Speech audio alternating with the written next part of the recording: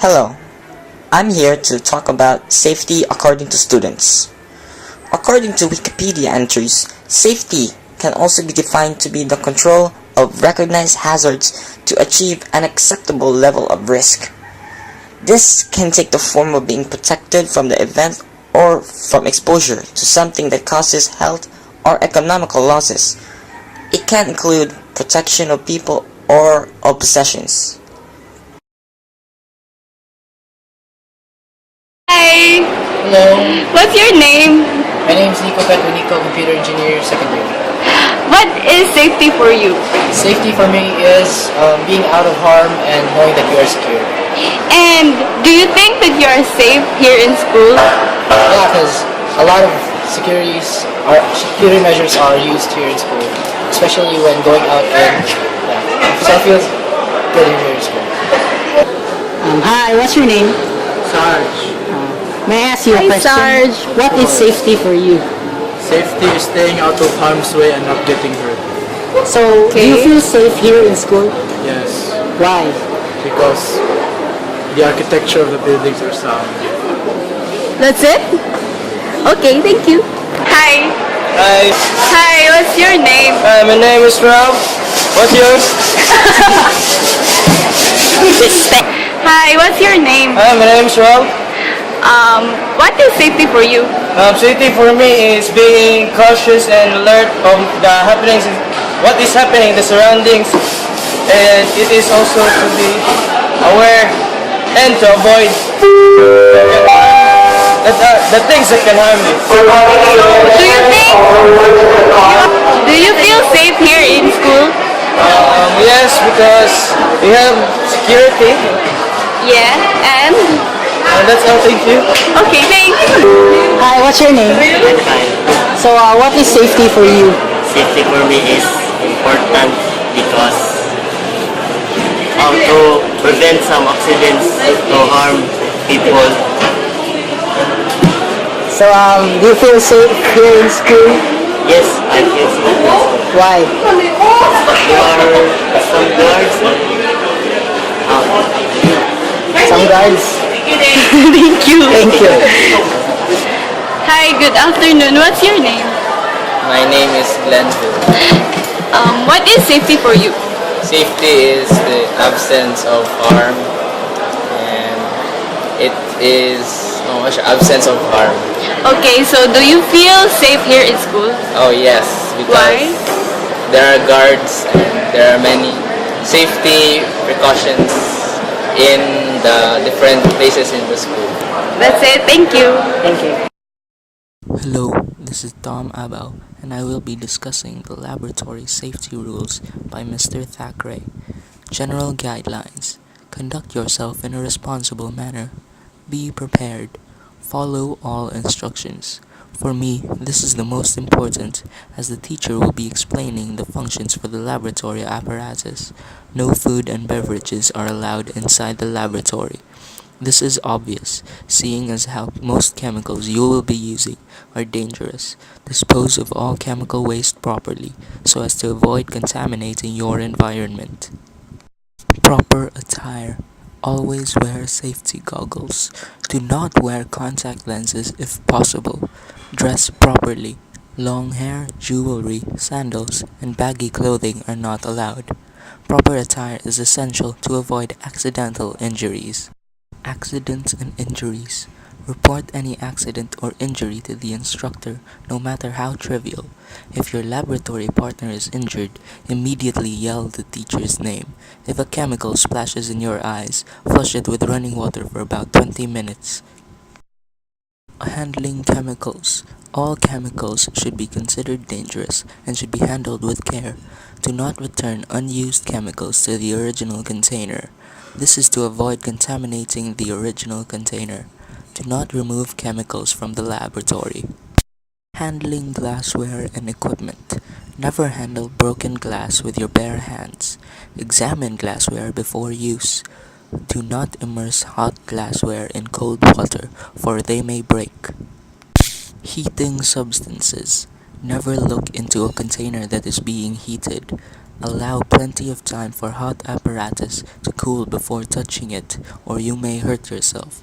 Use tongs or heat protective gloves to pick up heated glassware for additional protection. These laboratory rules were taken from Mr. Thackeray's website. The rules I have discussed are the ones I find the most important. You may visit his website to find more rules on laboratory safety in the link below. Hi, I'm here today with Mr. Harold Bulanon. He is the lab manager for the physics labs. Can you give a short introduction about yourself? Yes, I'm Harold Bulanon and I'm currently the lab in charge for mechanics and heat laboratories for physics service courses. So I'm here for about almost 14 years already, and yes, that's how basically it's just the laboratories and preparing for the safety, preparing for experiments, and yeah, that's all I think.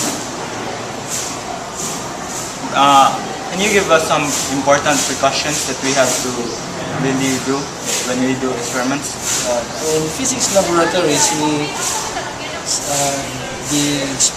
precautions is just minimal. The precautions is only taken when experiment deals with heat, because we normally use liquefied petroleum gas. So that's why we make sure to it that every student, when they perform experiments, they are being aware of how it is being done, how to handle these equipments. For example, the Bunsen burner. Basically, these engineering students already have backgrounds on it since the first year, because they were taking up chemistry, and the first part of chemistry, of course, is they are introduced with Bunsen burner. But somehow, they forgot when they took up physics. So again, we reiterate, we teach them how to use it, and then teach them how to take care and be careful on what to do and how to operate the Bunsen burner.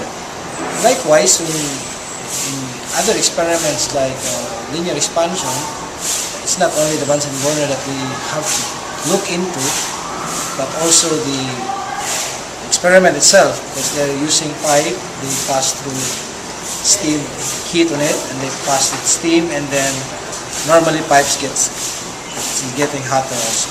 It's around about 90 degrees. So basically, the students, if they are not careful on handling it, probably they get burned. First degree burns. And so we always emphasize during the experiments how to handle it, so that accidents like burning themselves could be avoided. And our source of gas is separated from the laboratory, because somehow there are other, in previous years, there are accidents that maybe could happen. There were tanks that has leaks, so we avoid that one because the gas fumes could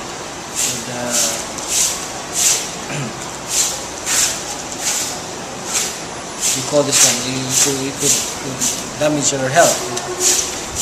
Smelling the fumes of it could always damage our health. So we have to avoid it. So we place our tanks in a separate stock room, and then just pass through pipes through the laboratories. as our way we handle it. Thank you very much. That is all for today. Thank you. Thank you. The common safety rules of school facilities. These common safety rules would include school security policies and emergency preparedness plan. Examples of school security policies would include inspection, where the belongings of students or school facilities are inspected to ensure safety measures. Identification, where the identity of the people working or studying in school are systematized for head count and security purposes. Food sanitation, to ensure the safety of the itineraries in the school, and signages to instruct housekeeping rules in the school. Moving on to the emergency preparedness plan, where school should have fire exits in case of a fire, and of course, an evacuation plan to hasten the evacuation time taken by the people in the school in case a fire or earthquake occurs. Provision of firefighting tools to control fire situations and prevent a worst-case scenario if possible is necessary. The school should also conduct earthquake or fire drills annually to refresh their knowledge of the evacuation plan from time to time. And lastly, disaster education should be conducted so that the students would be able to give assistance when a disaster happens, may it be inside or outside the school.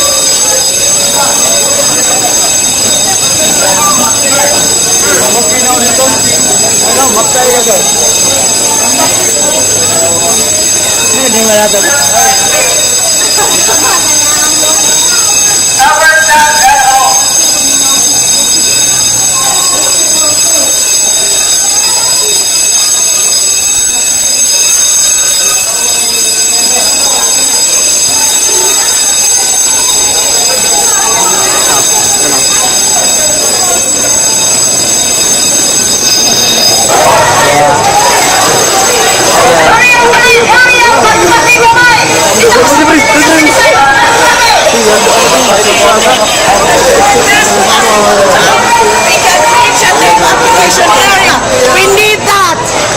Shortest possible! Okay, video.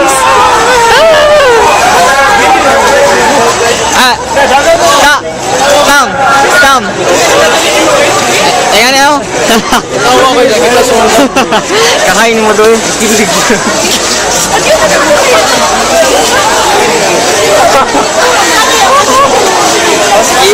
Memories.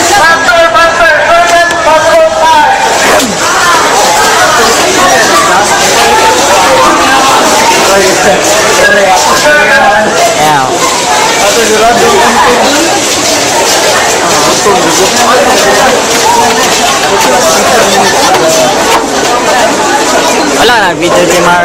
Makaka-video. Yo, line-an ko lang tawag. Pagpag ko lang ni kay si ma'am. Anak ma'am. Iko Andrew. Yeah. Tapos i-focus mo sa mga officials. Ano mga inanap officials. Kumi, dito ako mi.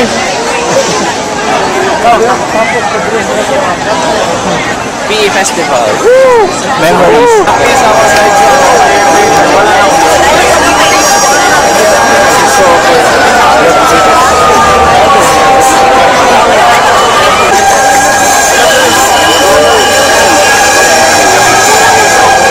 Are we sure if nakita mo? Video ba tayo? Yeah. No.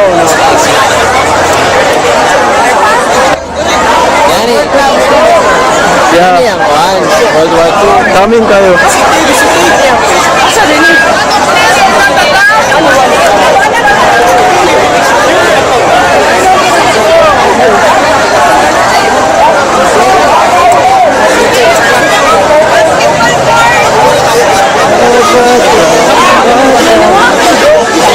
Canteen. This is the canteen. Cantinarium.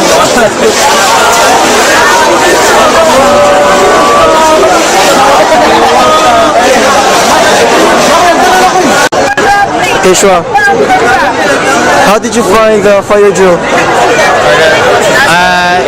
Fire drill was a good experience, but I think we need to improve it more. Were we that slow?